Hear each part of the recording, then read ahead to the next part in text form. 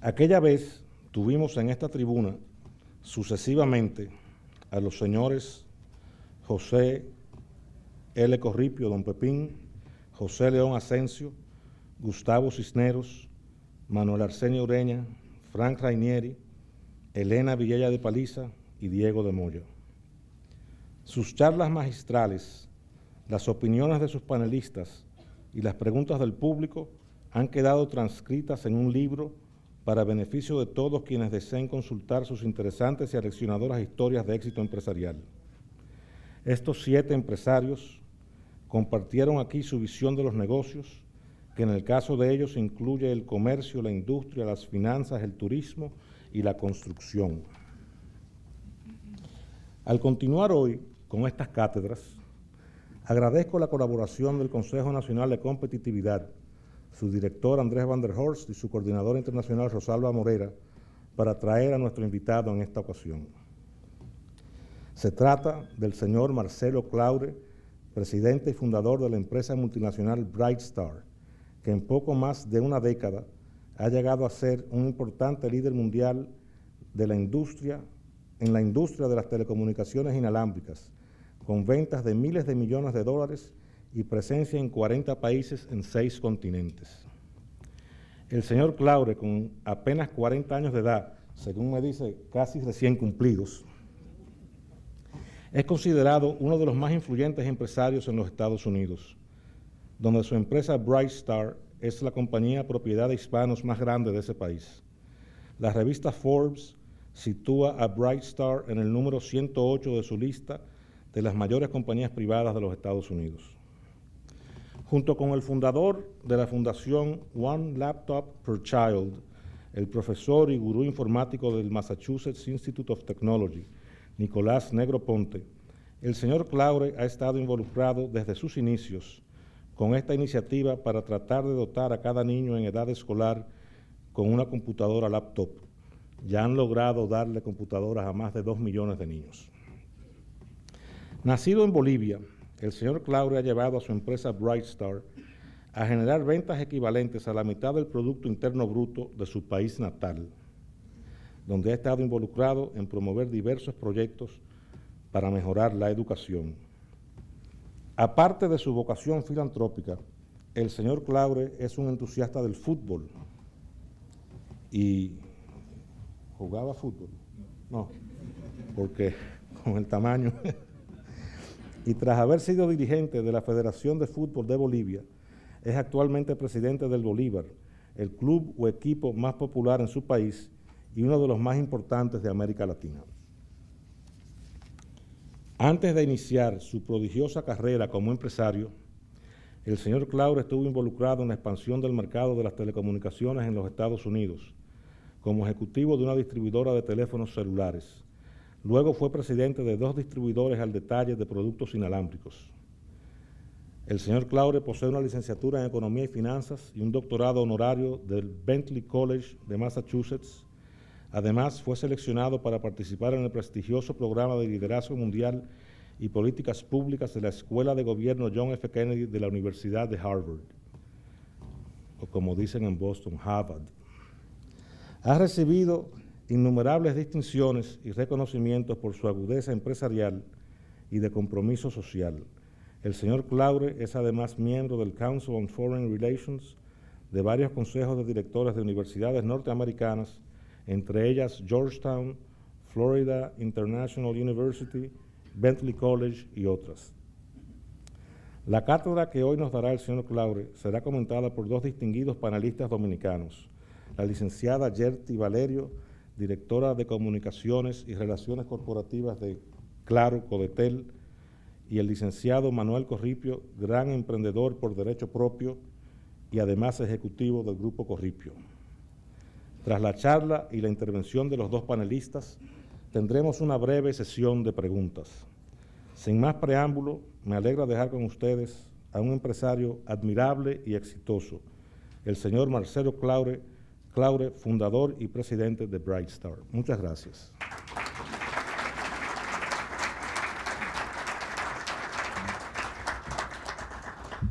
Gracias, José, por la introducción y ya que has contado la mayoría de las cosas, vamos a tener que cambiar un poco el ritmo de las cosas. Buenas noches a todos. Es definitivamente un gran honor para mí el poder ser parte de esta iniciativa de la Fundación Global Democracia y Desarrollo, que creo que es una gran idea de traer a diferentes empresarios del mundo entero para poder compartir con ustedes experiencias que hemos adquirido a través de los años y así tratar de enriquecer un poco los conocimientos que tenemos todos.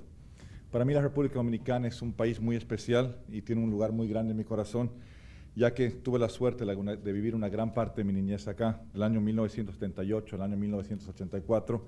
Mi padre era diplomático representando al gobierno de Bolivia, sobre todo en la parte de la minería, y tuvimos la chance de vivir en la República Dominicana. Y 5 días después de llegar, probablemente tengo una de las memorias más interesantes de mi vida, que fue la llegada del huracán David. Y tengo memorias muy frescas de todos los muebles que volaban de mi casa a todos los jardines de las casas del lado. Y ni hablar de meses y después que uno se tenía que adaptar a los constantes apagones de luces, noches larguísimas sin aire acondicionado. Y creo que siempre comparto esta historia con la gente. Es probablemente una de las historias más importantes de mi vida, porque eso te enseñaba cómo luchar a la corta edad y cómo podías sobrevivir ese calor infernal que pasábamos sin aire acondicionado. Pero algo que nunca se me borra de la memoria y es algo que solamente lo tiene este país, que es la alegría de los dominicanos. Ustedes, sin duda alguna, tienen una de las virtudes más grandes del planeta, que es, a pesar de haber pasado por ese momento el huracán David, creo que 3 días después, era increíble que el país estaba semidestruido, pero la gente todavía sonreía, y todavía me acuerdo el domingo después que la gente bailaba merengue en el malecón, y es algo que siempre se me queda marcado. Volviendo al tema de por qué estoy acá, Andrés, hace bastante tiempo compartimos con Andrés, los dos somos Young Global Leaders en el Foro Económico Mundial, y Andrés era varios meses que me pedía que si podía venir a hacer esta charla.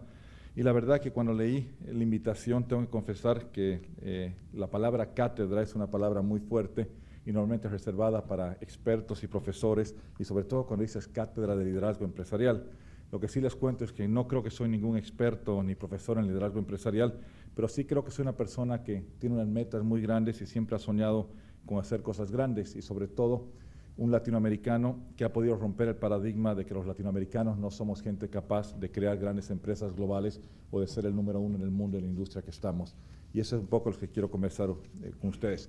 Quiero aprovechar los próximos 30 minutos para contarles un poco mi historia, un poco los sucesos, los fracasos, lo que he aprendido en mi corta carrera empresarial, y esperemos, ojalá, que algunas de las historias que les cuenta se les quede un poco y tenga algo de aplicación en las propias vidas de ustedes. Imagino que cuando recibieron la invitación y vieron el nombre de Brightstar, la mayoría de ustedes, con la excepción de las personas que están en el mundo de las telecomunicaciones, jamás habían escuchado el nombre de la empresa. Pero así lo que quiero es contarles un poco de qué es Brightstar el día de hoy y después ir hacia atrás y contarles un poco cómo hemos llegado a donde estamos hoy día. Un poco para hacer una pequeña encuesta, les pido que levanten la mano a la gente que tiene un BlackBerry. ¿Okay? Les pido a la gente que levanten, y dejen la mano levantada, por favor, los que tienen un BlackBerry. Los que tienen un Motorola HTC, y los BlackBerry sigan levantados, por favor. Y finalmente, los que tienen su teléfono conectado a Claro. ¿Okay? También la gente que tiene teléfono Alcatel, básicamente es mucho más de la mitad. Y déjenme agradecerles de todo corazón, ya que ustedes tienen en la mano un teléfono que ha sido vendido, distribuido por Brightstar, ya que Brightstar hoy día es una empresa que distribuye teléfonos celulares por todo el mundo. Las marcas que las hemos mencionado, Brightstar es el distribuidor exclusivo, y tenemos un acuerdo con Claro que ya dura más de 10 años. En ese entonces era Codetel, después Verizon, Codetel, o Codetel, Verizon, y ahora es Claro, y básicamente todos los teléfonos que son adquiridos por Claro pasan por uno de los almacenes o uno de los centros de fulfillment de Brightstar. Y ya estamos en la República Dominicana hace más de 10 años. Esta empresa la fundé personalmente hace 13 años. Es una empresa es una empresa global de servicios que provee soluciones de valor agregado a todos los actores en el mundo de las telecomunicaciones. Nuestros clientes son los grandes fabricantes de telefonía celular como Apple, BlackBerry, Motorola, Samsung, las operadoras de telefonía celular como ser Verizon o Vodafone, o el Grupo América Móvil o el Grupo Telefónica, las grandes tiendas en el mundo como ser Walmart, Kmart, Target, y cientos de miles de pequeñas tiendas o minoristas que operan en diferentes lugares del mundo. Hoy en día Brightstar cuenta con fábricas, hemos expandido nuestro negocio a fabricar teléfonos celulares, tenemos fábricas, tenemos centros de distribución, tenemos centros de investigación y desarrollo, operamos miles de tiendas de telefonía celular, y ahora acabamos de entrar al negocio de los seguros de teléfonos celulares. Así que cuando quieran comprar un seguro, cuando pierdan su nuevo BlackBerry, es algo que hemos incursionado en el mundo. En poco tiempo hemos convertido a Brightstar en ser la empresa de distribución a valor agregado más grande del mundo. somos la número 1 en el rubro mundial y aparte somos la empresa hispana más grande en Estados Unidos. Y es algo que tenemos mucho orgullo porque en Estados Unidos hay más de 9 millones de empresas hispanas y el ser una empresa de origen boliviano, que es la empresa número 1, es algo que nos llega de orgullo. Hemos logrado crecer la facturación. El primer año facturamos 73 millones de dólares y este año, el 2011, nuestra proyección es exceder los 10 mil millones de dólares, o como los americanos le llaman 10 billones de dólares, y es posiblemente unas historias de más alto crecimiento en las empresas en Estados Unidos. Este año hemos sido seleccionados por América Economía como la empresa latinoamericana más global del planeta, ya que tenemos empresas hoy día en 61 países en todo el mundo, en los 6 diferentes continentes. Este año hemos pasado de ser unas empresas, pocas empresas de origen latinoamericano que tienen acceso a los bonos americanos, y hemos sido una cantidad de por encima de 250 millones de dólares en bonos, y hoy día nos encontramos en la fase final de llevar a nuestra empresa a la Bolsa de Valores en Nueva York, lo cual es un sueño y un anhelo profesional que siempre he tenido. Y por último, contarles que aproximadamente 1 de cada 12 celulares en el mundo pasan por los centros de distribución de Brightstar. Bueno, ahora que conocen un poco de Brightstar, cuando lean la palabra Brightstar, por lo menos ya van a saber qué hacemos, me gustaría contarles un poco sobre el comienzo de mi carrera y cómo hemos llegado a donde estamos el día de hoy. Como les contaba José, nací hace 40 años en Bolivia, un país del que muchos de mis clientes ni habían escuchado lo que es Bolivia. Al ser mi padre diplomático, tuve la suerte de vivir en muchos países en el mundo, como ser Marruecos, Bolivia, la República Dominicana y Guatemala. Creo que tuve una infancia muy feliz, pero siempre tenía ese anhelo de poder salir de Bolivia y de poder experimentar en otros lugares del mundo. ¿Ya? Afortunadamente para mí, mis padres ahorraron suficiente dinero para pagarme la educación en Estados Unidos y tuve la suerte de poder estudiar en Estados Unidos. Sé que todavía me queda el recuerdo de ese día, justo después de haber graduado de la universidad, cuando, como muchos de ustedes se preguntan el día después de graduarse, ¿qué vamos a hacer hoy día? Y creo que yo tuve un momento muy especial, ¿no? Decidí volver a Bolivia como la mayoría de la gente que estudia en Estados Unidos, y tuve la suerte en el avión de conocer a una persona que ha marcado una parte muy importante en mi vida. Él es una persona que era un gran amante del fútbol, una persona que se llama Guido Loaiza, y a Guido lo conocí en un avión en camino hacia Bolivia, y como buen boliviano comenzamos a tomar varios whiskies, y después de una conversación creamos un real vínculo, y Guido me ofreció un trabajo un día después de graduado y me pidió que fuera el vicepresidente o el gerente internacional de la Federación Boliviana de Fútbol. ¿Okay? En ese momento no estaba seguro si era porque el señor había tomado demasiados tragos o si de verdad pensaba que podíamos ayudar. Y en medio de la conversación comenzamos a soñar, ¿no? Hablamos de por qué no llevar a Bolivia un mundial. Y para los que conocen de fútbol, el llevar a Bolivia un mundial es casi imposible, ¿no? Porque nos toca jugar con países como Brasil, como Argentina, como Colombia. Entonces, mi país había tratado más de 70 años de poder llegar a un mundial. Y para un recién graduado de la universidad de 23 años, era ser un gerente internacional o un vicepresidente de la federación era algo muy emocionante, pero el simple hecho de pensar que íbamos a ser parte de un proyecto de poder llevar a Bolivia al mundial era algo que me entusiasmaba muchísimo. Como les contaba, Bolivia había tratado de clasificar un mundial de fútbol por los últimos 70 años y siempre Brasil y Argentina eran muy superiores. Era algo muy interesante ver cómo tus jugadores estaban tan emocionados de jugar contra Brasil que se llevaban un lápiz en el short para pedirle autógrafo a los jugadores brasileños antes de comenzar a jugar. Y también fue interesante el asumir una posición en la Federación Boliviana cuando la Federación estaba totalmente en la quiebra, pero lo importante era de que teníamos un sueño y íbamos a soñar grande y íbamos a tratar de lograrlo. Esa fe que teníamos la transmitimos a los jugadores, ellos mismos comenzaron a creer en sí mismos. Teníamos un grupo de gente motivada, técnicos motivados, y creo que la mayor parte era una terapia intensiva mental a los jugadores en demostrarles de que ellos tenían 2 piernas como los brasileros y que tenían una cabeza que era parecida a los argentinos y que ellos no eran seres sobrenaturales. Y creo que contra todos los pronósticos en el año 1993 clasificamos y llevamos a Bolivia al Mundial, lo que fue probablemente es uno de los hechos históricos en la parte deportiva más importantes. Estuvimos en la primera página del New York Times y las más importantes publicaciones del mundo. Alrededor se han escrito muchísimos artículos de cómo un pequeño equipo logra llevar a un país como Bolivia al Mundial. Básicamente eso fue lo que me enseñó muchísimo en la vida. Y he aprendido este proceso de que uno es capaz de lograr cualquier meta en el mundo y que no hay nada imposible si es que uno combina una ambición con planes definidos y objetivos sin límites, y creo que básicamente no hay un límite a lo que uno puede lograr.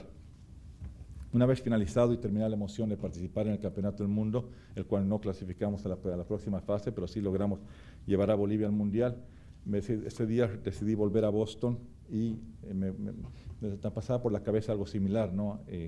ya terminó este proceso, ¿qué vamos a hacer? Y creo que en la vida siempre hay momentos claves y momentos de suerte, ¿no? Ese día decidí que iba a comenzar a buscar un trabajo en serio, ya que el trabajo de la Federación Boliviana de Fútbol era ad honorem, y tuve la suerte de que quería comprar un teléfono celular, y el teléfono celular para utilizarlo como una herramienta de trabajo para poder buscar un trabajo que alguien me emplee.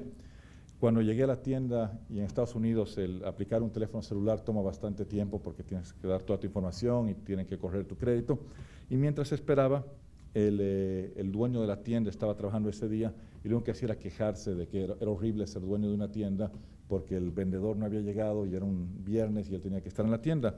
Y me preguntó si conocía a alguien que podía comprar, si tenía a alguien que podía comprar una tienda. Entonces yo vi ahí una oportunidad de una sola vez en la vida y le hice una propuesta de comprarle la tienda sin tener nada de dinero y prometerle que le íbamos a pagar en el transcurso de las próximas semanas o los próximos meses o cuando nos vaya bien. Yo creo que después de dudarlo, el señor aceptó. Así que rápidamente, un par de semanas después de haber vuelto a Boston, de haber estado en Bolivia, era dueño de mi propia empresa, una compañía muy pequeña porque tenía una sola tienda y había una secretaria y el otro empleado era yo. Y lo que nos dimos cuenta es que se podía cambiar un mercado y en Estados Unidos implementamos algo que jamás había sido hecho. Poníamos anuncios en los periódicos en Estados Unidos, la gente llamaba un número 1-800 y teníamos cientos de autos parqueados por toda la ciudad, cosa que desde el momento en que la persona llamaba, en 10 minutos iba un chofer con un teléfono celular, inmediatamente le explicábamos lo que era y con eso prácticamente cambiamos la industria, comenzamos a expandirnos por todo el noroeste de Estados Unidos, y en pocos meses de tener una tienda llegamos a tener más de 200 tiendas en todo el noroeste de Estados Unidos. Y probablemente unas cosas que aprendí en esa etapa en mi vida es que si uno quiere hacer algo diferente en la vida, siempre tiene que innovar y pensar en diferentes ideas. Yo creo que hay muchas instancias en la vida de que uno no está dispuesto a experimentar cosas nuevas porque la gente te dice esa no es la manera que se hace o tradicionalmente no es la manera que operamos. Pero justamente yo creo que son exitosos las personas que tienen la capacidad de poder innovar y experimentar constantemente. Después de 2 años tuve la suerte de vender esta cadena de tiendas. Para ese entonces ya tenía 25 años. Lo compré una cadena mucho más grande que la mía. Y después, de nuevo, uno vuelve al pensamiento de siempre, ¿no? ¿Y ahora qué? O sea, de nuevo, ya no hay fútbol, ya no hay tiendas. Entonces, antes de pensar cuál iba a ser mi próxima aventura, hablé con muchísima gente, consejeros, preguntarles qué hago. Y básicamente todo el mundo te decía, ya has tenido demasiada suerte, ya te ha ido bien en el fútbol, ya te ha ido bien en tus tiendas, lo que deberías hacer es buscarte un trabajo normal, para que ganes un sueldo y la plata que habías ganado la guardas para resguardar tu propio futuro. Entonces, cuando era el dueño de esa cadena de tiendas, me acordé que nosotros éramos un comprador muy grande de teléfonos celulares y la gente que nos atendía, que eran 2 distribuidores, con los nombres que se acuerdan, uno se llamaba Brightpoint y el otro se llamaba Cellstar, el trato que nos daban era malísimo, el servicio era muy malo. Entonces, yo solo me puse a pensar, si el servicio era tan malo, ¿cómo sería en América Latina? Y esto que eran los países de ellos. Entonces decidí mudarme a Miami, creo que con mucha suerte, con un poco de dinero esta vez, mucha más experiencia y sobre todo con grandes sueños. Y básicamente nos sentamos un grupo de gente y decidimos decir, vamos a ser la empresa distribuidora de telefonía celular más grande en el mundo. Vamos a comenzar en América Latina, y después nos vamos a expandir. Y era chistoso ver a los mismos empleados que nos siguieron de las tiendas, esa misma gente decía que estamos un poco locos, ¿no? que ya habíamos tenido demasiada suerte en lo que habíamos hecho y que a ver si podíamos repetir una vez más. Pero ¿sabes lo que nunca esperé en esa instancia en mi vida? Es la cantidad de gente que te dice que no se puede hacer. Mucha gente nos dijo que era imposible competir con 2 grandes empresas como era Cellstar y Brightpoint. Ambas eran las empresas que cotizaban en la bolsa, tenían más de $1.000 millones en los bancos, tenían un valor de mercado por encima de los $2.000 millones y básicamente dominaban el mercado. Y todo el mundo nos decía que no había campo para una tercera empresa que pueda competir en el mercado.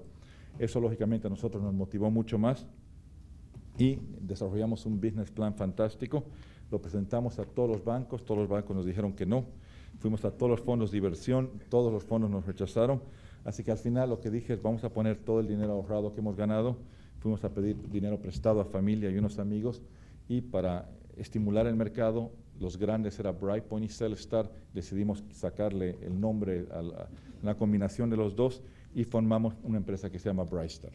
Y los 2 días después teníamos 2 juicios, uno de Brightpoint y el otro de Cellstar, lo cual Y teníamos la audacia, todo el mundo que llamaban y decían, ¿qué es Brightstar? Decíamos la fusión de Brightphone y Cellstar. Entonces, los primeros años nos enfocamos en América Latina. Abrimos 21 oficinas de venta y centros de distribución en la región. Para mí era muy importante que para tener éxito teníamos que estar muy cerca a los clientes, teníamos que operar en los diferentes países. En solo 4 años llegamos a tener el 40% del mercado de América Latina, es decir, 4 de cada 10 celulares que se vendían en América Latina eran nuestros, y ahí comenzó en una historia que comenzamos, ya no había dónde más ir en América Latina, pero cuando uno tiene un 40% de mercado es casi imposible el poder crecer eso, y cuando es el número 1 en un mercado, todo el mundo te quiere disparar, todo el mundo dice que no eres bueno cuando no hay competencia. Entonces decidimos quedarnos en América Latina, pero hacer algo que pocas empresas hacen, que es entrar al mercado americano. Normalmente son empresas americanas las que vienen a nuestros países con ideas o empresas europeas. En este caso fuimos una empresa latinoamericana que entró al mercado de Estados Unidos, y había muchísimas empresas latinas que habían fracasado entrando a América Latina, y son pocas las empresas latinas. Tienes casos de Embraer, tienes casos como la cerveza de ustedes, pero son contadas con las manos empresas latinas que han podido entrar al mercado americano. Básicamente, creo que nos fue muy bien y decidimos después de eso, replicamos nuestro modelo de negocio, manejamos hoy día la cadena de abastecimiento de Verizon, que es la operadora más grande, manejamos muchísimas tiendas en Estados Unidos y nos volvimos el número 1 en las Américas. Después, habiendo conquistado el mercado de las Américas y con el ansia de experimentar, decidimos expandirnos al difícil y altamente competitivo mercado asiático.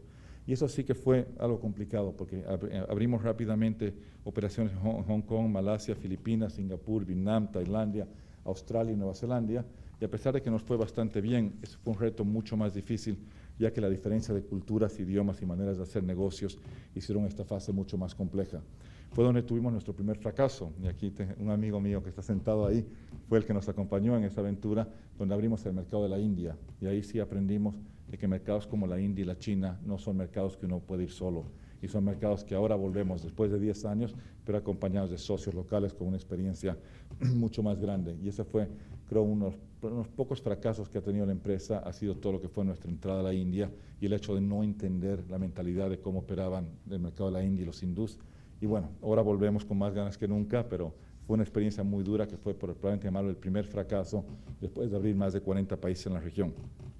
Unas cosas que aprendimos en nuestra fase de crecimiento fue que es absolutamente necesario confiar y delegar en tu management local, de que el micromanagement que uno utiliza para los países que uno conoce o el idioma que uno conoce, de que es absolutamente imposible crecer. Otras cosas que aprendimos es que éramos muy ignorantes en la selección del management local. Uno de los requerimientos que poníamos era que la persona tenga que hablar inglés. Entonces ahí ya se ha eliminado el 90% de la gente capaz de un país. Entonces son las cosas que poco a poco hemos ido aprendiendo, y hoy día tenemos varios gerentes generales en los países donde no hablan inglés, pero efectivamente son mucho mejor que el empresario que habla inglés pero que no sabe manejar un negocio. Hay muchísimas empresas americanas o europeas que intentan triunfar en mercados asiáticos, que intentan exportar e imponer su propio estilo, y es por eso que nosotros siempre predicamos a nuestros empleados que hay que pensar de una manera global, pero hay que actuar de una manera local. ¿Ya? La empresa ha evolucionado muchísimo ya después de estar, y hoy día estamos, como les contaba, en 61 países. Hoy día Brightstar se ha vuelto una verdadera empresa de servicios globales. No solo proveemos servicios de distribución, proveemos servicios de fabricación, tenemos centros de cuales fabricamos nuestros propios teléfonos, diseñamos nuestros propios teléfonos, manejamos las cadenas de abastecimiento desde la compra hasta la entrega al punto de venta de las operadoras más grandes en el mundo, como ser Vodafone o como ser operadoras en Australia, operadoras en Nueva Zelanda, y manejamos la categoría, es decir, las grandes superficies en Estados Unidos y en Europa básicamente permiten de que Brightstar maneje el negocio de la categoría móvil dentro de ellos. ¿Okay? La historia de Brightstar es de cierto modo la historia de una parte de la industria de las telecomunicaciones, y la gente que está en la industria de las comunicaciones se da cuenta de que el año 1997, cuando nosotros comenzamos, el StarTAC, no se acuerdan, era el teléfono estrella, y la infraestructura móvil se utilizaba solamente para hablar voz. Ninguno de nosotros buscaba datos o hacía nada en un teléfono celular. Eran otros tiempos, pero Y se ponen a pensar dónde hemos evolucionado hoy día. Hoy día hablamos de tablets, de smartphones, de nuevos sistemas operativos, del iPhone, del teléfono de Google o el Android, y numerosos dispositivos que en estos 13 años nosotros hemos visto y hemos visto entrar, hemos visto pasar, hemos visto muchísimas empresas triunfar, hemos visto muchísimas empresas fracasar. Si ustedes se acuerdan, básicamente lo que ha pasado en estos años, donde IBM era uno de los líderes, después pasó el liderazgo a Microsoft en la guerra de los sistemas operativos. Netscape era uno de los líderes en el tema de los exploradores, después entró Dell, después entró el Internet Explorer. Dell creció de ser una empresa que fue fundada en un garaje a ser el fabricante más grande de cómputo en el mundo. Entró el boom del Internet, y no se acuerdan de esa época dorada en la cual cualquier persona con una idea y un website se volvía multimillonario de un día para otro. Después esa burbuja se desplomó. Los múltiples emprendedores que eran multimillonarios en papel, la mayoría desapareció. Motorola estuvo muy lejos de ser el líder número uno con la fabricación de su teléfono Razr. Motorola casi ha desaparecido. Nokia pasó a ser el nuevo líder en nuestro mundo. De un día para otro, Apple sacó un solo teléfono, el iPhone, desplazó a Nokia. Y cuando Apple piensa que es el líder del sistema operativo, aparece Google con un sistema operativo que se llama Android y deja atrás la plataforma de iPhone. Sin duda, esta es la industria que nosotros vivimos. Son las diferentes empresas que aparecen, que desaparecen. Si ustedes ven, no se acuerdan, un año hacia atrás, la mayoría de la gente joven tenía su cuenta en MySpace. Hoy día MySpace no existe o casi no existe. Todo ha sido pasado por Facebook.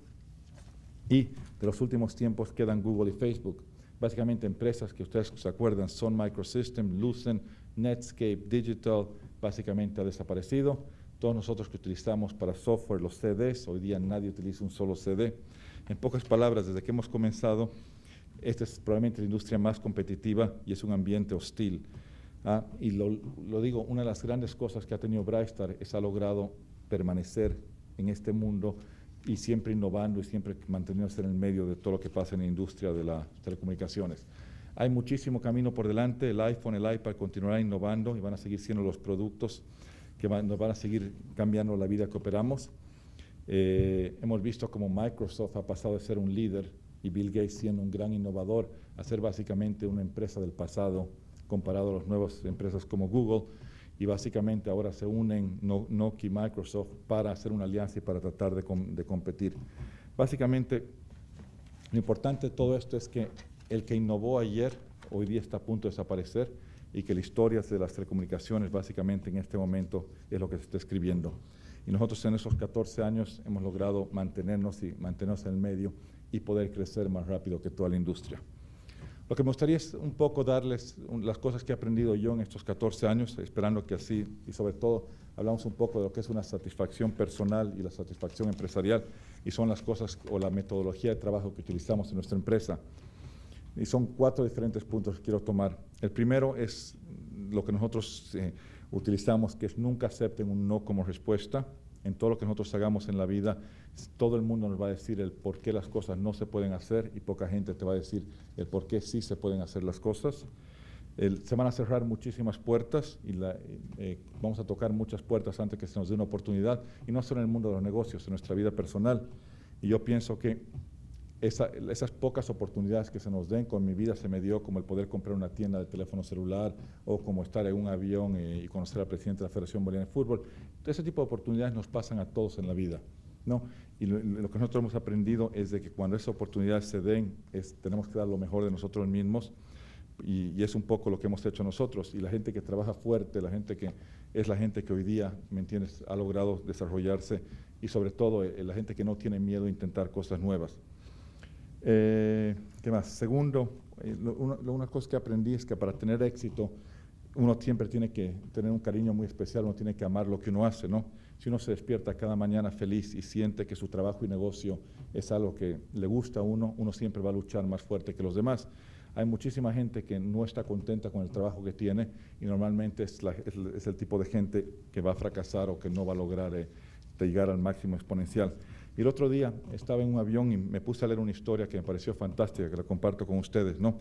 Y me aseguro que algunos de ustedes la han escuchado, pero los que no, me parece fantástico. Es la historia del pescador y el millonario, ¿no? Y resulta que un hombre de negocio estaba de vacaciones, estaba en un muelle de un pueblo caribeño, y llegó un pequeño bote con un pescador, ¿no? Dentro del bote había varios peces de buen tamaño. Entonces el empresario elogió al pescador por la calidad del pescado y le preguntó si había tardado mucho tiempo en conseguir esa pesca. El pescador respondió que le había tomado muy poco tiempo. Entonces el empresario volvió a preguntar por qué no permanecía más tiempo y sacaba más pescado. El pescador dijo que ya tenía suficiente pescado para satisfacer la necesidad de su familia, a lo que el empresario volvió a preguntar: ¿y qué hace usted con el resto de su tiempo? El pescador dijo: duermo hasta tarde, pesco un poco, juego con mis hijos, hago la siesta con mi esposa María, voy por las noches al pueblo, me tomo alguna copa y veo a algunos amigos. Tengo una vida placentera y ocupada. El empresario le replicó al buen hombre y le dijo que debería emplear más tiempo en la pesca y con los ingresos de más pesca comprar un barco más grande, y luego con los ingresos del barco podría comprar varios barcos y eventualmente tener una flota más grande de pesqueros. En vez de vender el pescado a un intermediario, lo podría hacer directamente un procesador y eventualmente abrir su propia procesadora. Debería controlar su producción, el procesamiento y la distribución. Debería salir de este pequeño pueblo y emigrar a la capital, donde manejaría su empresa en expansión. El pescador entonces le preguntó: ¿pero cuánto tiempo tardaría hacer todo eso? Al cual el empresario le respondió: entre 15 a 20 años. Y el pescador le dijo: bueno, ¿y después de eso qué? El americano se rió y dijo que esa era la mejor parte. Cuando llegase la hora, podría vender las acciones de su empresa, se volvería rico y tendría muchos millones. Ah, muchos millones, dijo el pescador. ¿Y luego qué? Dijo el empresario: con todo esto usted se puede retirar, mudarse a un pueblecito en la costa donde podría dormir hasta tarde, pescar un poco, ocuparse de sus hijos, echarse la siesta con su mujer, acercarse por las noches al pueblo para tomar y hablar con los amigos, ¿no? Interesante cómo cada uno describe lo que es el éxito.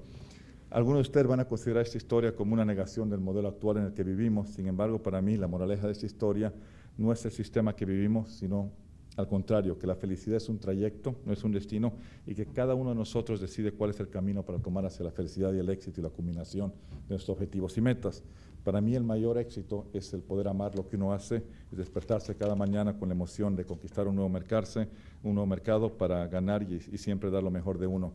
Y durante los últimos 18 años he estado bendecido en sentido de hacer actividades que es lo que me gustan y levantarme cada mañana con las ganas de o conquistar un nuevo mercado o entrar a un nuevo país. El tercer punto, y este aplica sobre todo para los empresarios, los políticos, es rodearse de gente que sea más inteligente que uno, ¿no? Al comienzo era probablemente una de las cosas más difíciles, pero para mí el día de hoy la satisfacción de tener gente en mi empresa que es más capaz y más inteligente que yo nos permite poder crecer más y me permite trabajar un poco menos. Y por último, pero no menos importante, es que he aprendido que para poder crecer uno tiene que tomar riesgos. Uno no tiene que tener miedo a arriesgarse. Se vive la vida una sola vez y debemos dejar un legado importante, y sin tomar riesgos nunca se avanza. Y por ahí le quería contar un poco la historia del emprendimiento que tomamos con la gente de MIT.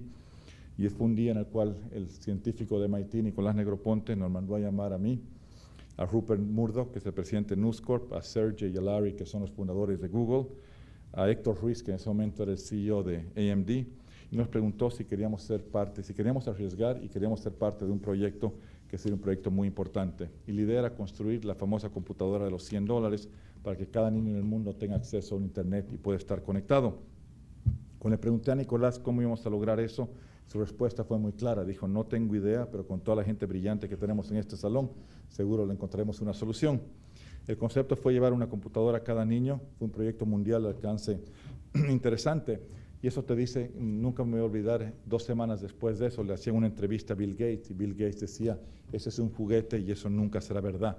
Y creo que esas palabras fueron las que más nos tocaron para ir a desarrollar el computador, y hoy día somos responsables de que los netbooks que antes costaban $1,500, hoy día valen alrededor de $150. Pero creo que lo más importante es que después de 3 años de trabajo hemos logrado que existan 2,5 millones de niños en el mundo, sobre todo en América Latina, en Uruguay y en Perú, son los 2 países líderes, en el cual los niños están conectados. Y para mí, si hay algo que uno puede devolver a la humanidad o devolver la generosidad que el mundo ha tenido con nosotros, es devolver a través de la educación de los niños. Y eso es un poco lo que quería contar. Gracias.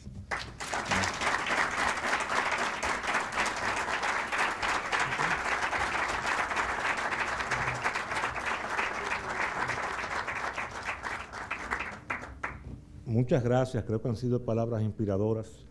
Ahora tenemos a Yerty Valerio, quien va a comentar brevemente la cátedra que nos acaban de dar. Que Podemos decirle charla magistral y así no molesta lo de cátedra.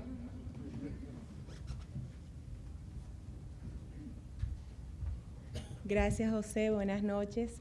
Ante todo, felicitar al señor Claure por esa brillante exposición y agradecerle que haya compartido esa experiencia, su visión de negocios que ha hecho crecer esta empresa a nivel mundial. Me corresponde hacer este comentario y lo enfocaré desde la perspectiva de Claro como socio estratégico de Brightstar. Como decía el señor Claure, tenemos una relación que ya data de 10 años y más recientemente en los últimos 4 años, siendo América Móvil, pues nos ha correspondido formar parte también de este crecimiento y de la expansión de los servicios y el apoyo que nos brinda Brightstar. Brightstar en República Dominicana es el proveedor de servicios de logística, recepción y distribución de equipos móviles para Claro. Además de este apoyo, pues nos provee una serie de herramientas y un conocimiento que nos permite facilitar las mejores prácticas y llevar esas aplicaciones a nuestra gestión del inventario de móviles a través de toda nuestra cadena de abastecimiento.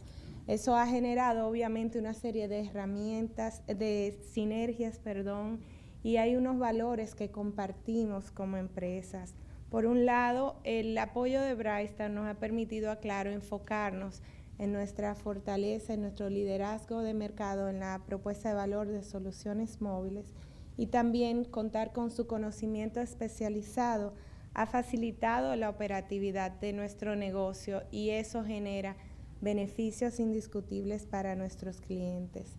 La accesibilidad de nuestros canales de distribución, que es una fortaleza y en la que hemos invertido para desarrollarlo y expandirlo, se ha apoyado en esta gestión de Brightstar mediante la distribución de los móviles y de todos los equipos de Claro a todos nuestros canales internos.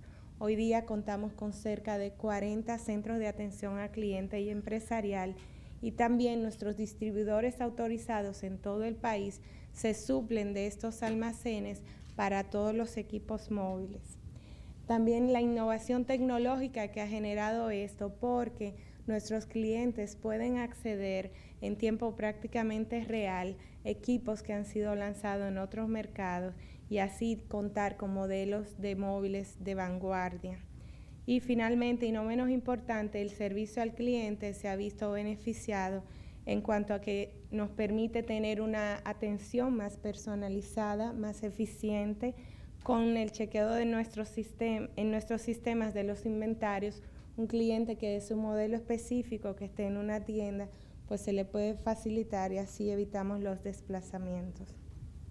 Con todo esto y escuchando la exposición del señor Claure, podemos decir que tenemos muchos valores en común y me permito resaltar por un lado el liderazgo de ellos en su negocio y de Claro en la República Dominicana, donde contamos con una marcada preferencia del mercado de móviles, la innovación en la ampliación de la cartera de productos y servicios y en el manejo de las formas de trabajo, buscando siempre eficiencia, que es otro valor importante y se corresponde con nuestro principio corporativo de excelencia organizacional. Y es importante comentar y resaltar pues su enfoque en responsabilidad social empresarial, que es algo que compartimos también.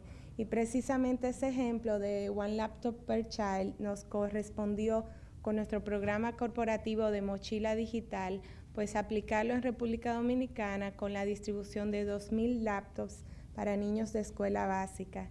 Realmente una experiencia muy emotiva ver cómo se le podía cambiar la vida a un niño de estos y cómo pues esta herramienta educativa aportó a que ellos se expusieran a la tecnología por primera vez. En fin de cuentas, estamos hablando de un éxito que hemos compartido, 10 años de 13 años de Brightstar. Nos complace habernos aportado mutuamente, no solo como Claro en República Dominicana, sino también como América Móvil. Y nosotros apoyados en ese enfoque de Brightstar de ser líder global con un expertise local. Estamos seguros que los nuevos proyectos que seguiremos desarrollando y este crecimiento del negocio nos permitirá celebrar renovados éxitos para ambas empresas. Muchas gracias.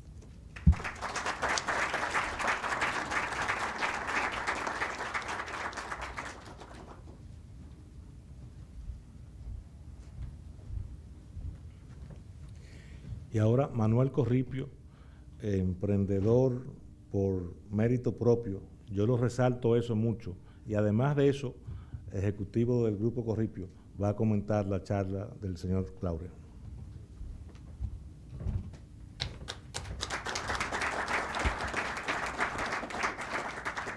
Buenas noches. Me siento como a una persona que le dan un texto sagrado y le dice, léelo y aplícale, escríbele algunas notitas al margen de lo que tú interpretes de lo que acabas de leer.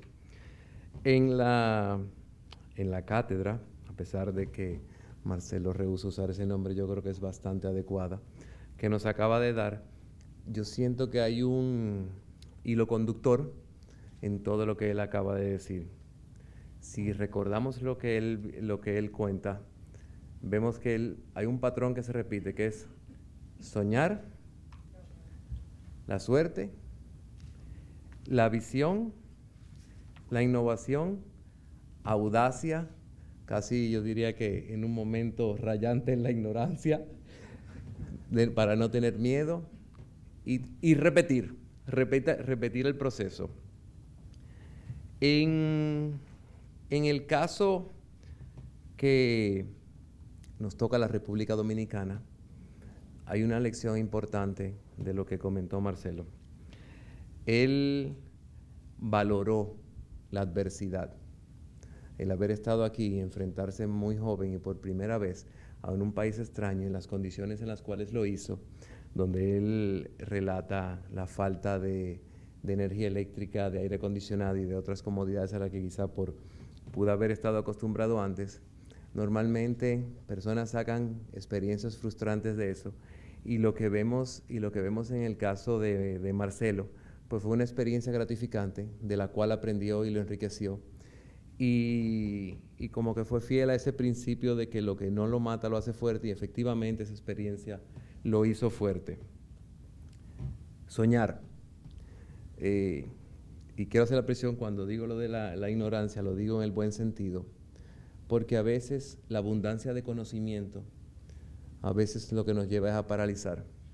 El ejemplo que él puso de cómo llegó al nombre de Brightstar y que a los 2 días lo demandaron, y eso por lo menos como lo contó, lo dejó impávido, no le produjo absolutamente nada, demuestra que a final de cuentas sí hay un valor importante en no conocer y no conocer los temores y lanzarse adelante a los proyectos. Ser exitoso en una industria como la que acaba de relatar y de que la acaba de escribir Marcelo es difícil. Él pasó muy rápido un dato, lo cual habla muy bien de él. Él dijo que en 13 años pasó de 73 millones y ya va a una cifra al norte de los 10.000 millones de dólares. Y eso diría, bueno, un mercado como el de Estados Unidos o como el del mundo puede lograrlo.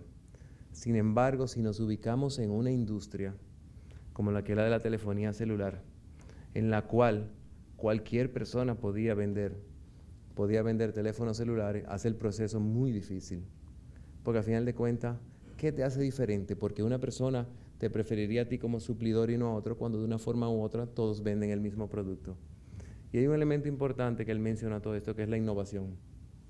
Todos pueden vender teléfonos celulares, pero su proceso de integración vertical, de acercarse al consumidor con valor añadido y de acercarse al origen y llegar a fabricar teléfonos celulares, demuestra que en una sola industria hay oportunidades enormes de crecimiento vertical, hacia arriba o hacia abajo, y fue lo que él demostró.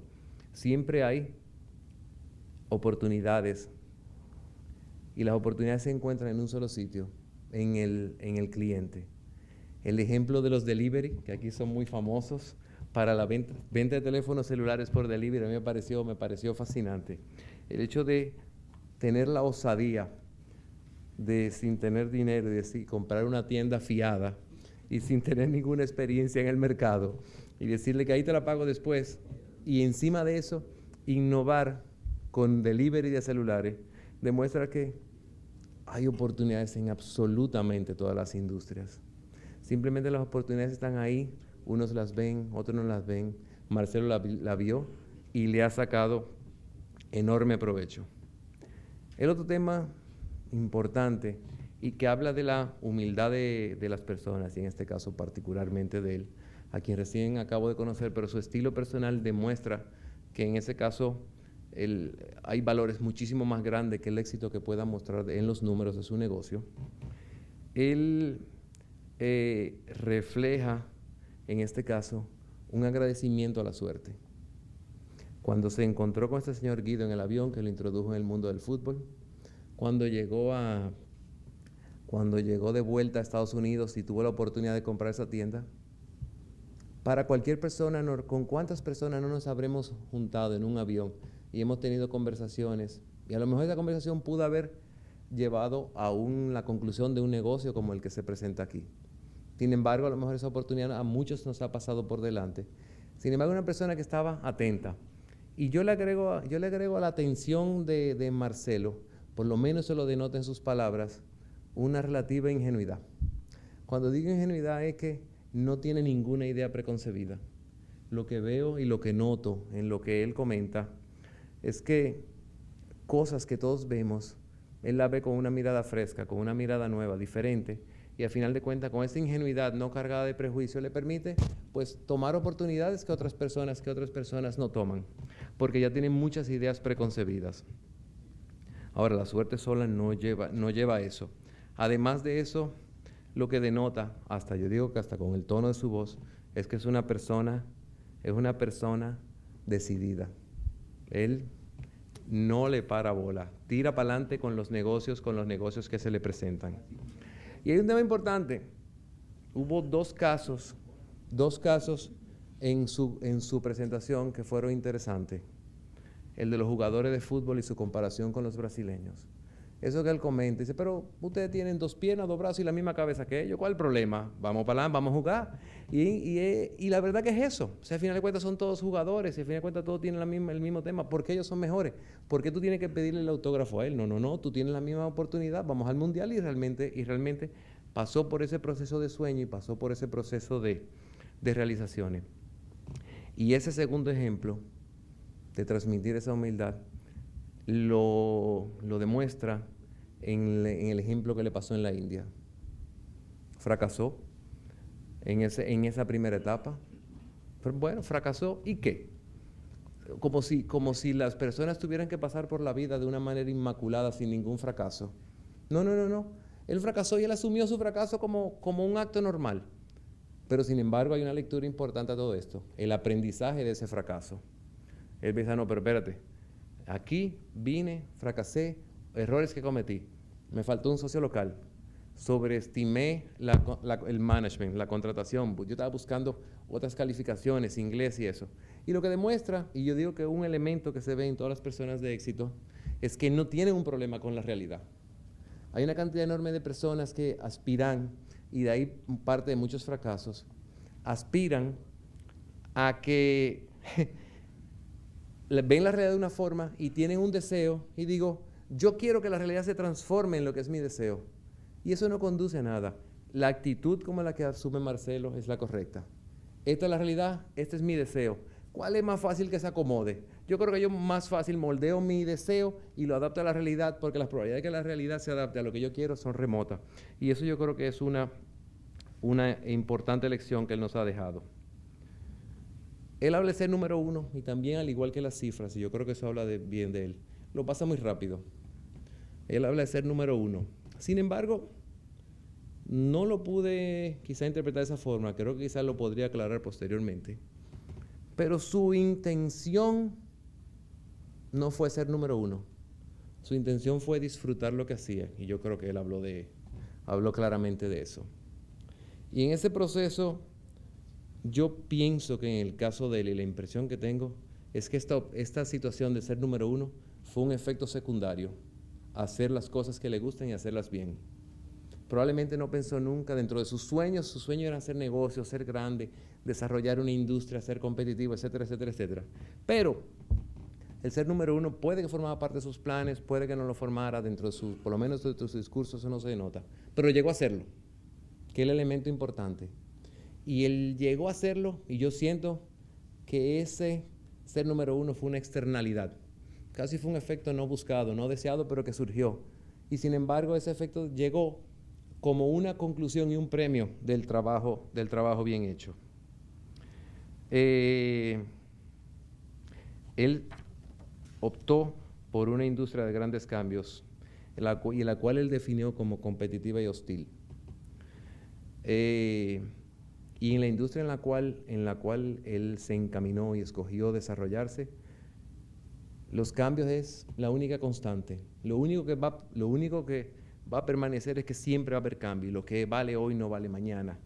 Ahora, ¿cómo hace que una empresa se permanezca siendo exitosa en un mundo con tanto cambio y tan competitivo y tan hostil? Y yo corroboro con ese término. Y es simplemente entendiendo qué quiere el consumidor, pero sobre todo muy particularmente siendo flexible y adaptándose a las necesidades. Las personas, él podrá haber pensado, yo tengo un modelo de negocio que es exitoso, ¿para qué voy a cambiar? Es que no es que voy a cambiarlo. Y mi negocio me sirvió y me trajo hasta aquí. Ahora, esa misma metodología que estoy usando me sirve para llevarme el negocio al nivel que yo lo quiero llevar ahora. La respuesta evidentemente fue no. Y tampoco tuvo problema con abandonar un modelo de negocio que fue exitoso y luego adoptar un nuevo modelo de negocio. A todo esto, le digo que lo único que yo no recomendaría hacerle mucho caso a lo que él dice, sino a lo que él hace, es no llevarnos del pescador. Yo creo que él no se llevó del pescador. Y por último, yo pienso, y él lo comentó, y yo vivo así, por lo menos de esa forma yo lo interpreto, nadie puede subestimar el poder de una provocación. Cuando los llamó el profesor Negroponte para el programa de One Laptop Per Child, hubo algo que fue interesante, y fue el proceso de llevar ese sueño a la realidad, como en efecto sucedió. Pero hubo un detonante, y ese detonante fue el comentario de Bill Gates, que dice, no, es imposible, son unos muchachos inventando una idea que no va a poder ser a cabo, que no se va a poder llevar a cabo.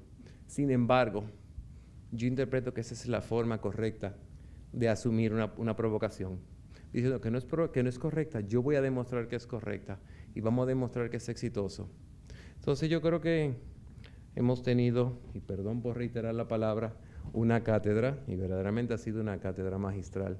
Yo creo que todos nos llevamos a casa una gran experiencia, y sobre todo lo que es más importante es el pensar como él le transmitió a los futbolistas. Ustedes tienen dos brazos y dos piernas, igual que los brasileños, y una cabeza parecida a la de los argentinos. Me imagino que no tiene nada que ver con el ego, pero... y adoptó eso para sus futbolistas. Sin embargo, él adoptó eso para su plan de vida. Porque normalmente el pensar en una empresa de tamaño para un latino, no, eso es imposible, ¿cómo va a ser dedicar el tiempo a eso? A lo mejor eso no se alcanza nunca. Sin embargo, él no tuvo ningún inconveniente con eso, y soñó, y trabajó, y la vida le presentó oportunidades, y él las interpretó, las supo tomar, pero sobre todo estuvo preparado para tomarlas. Entonces, yo creo que ha sido una experiencia enriquecedora. Yo creo que agradezco a la Fundación la oportunidad que nos dio de, como digo yo, de poner unas pequeñas notas al margen sobre la cátedra de Marcelo, que sin lugar a dudas fue enriquecedora. Y con eso concluyo. Muchas gracias.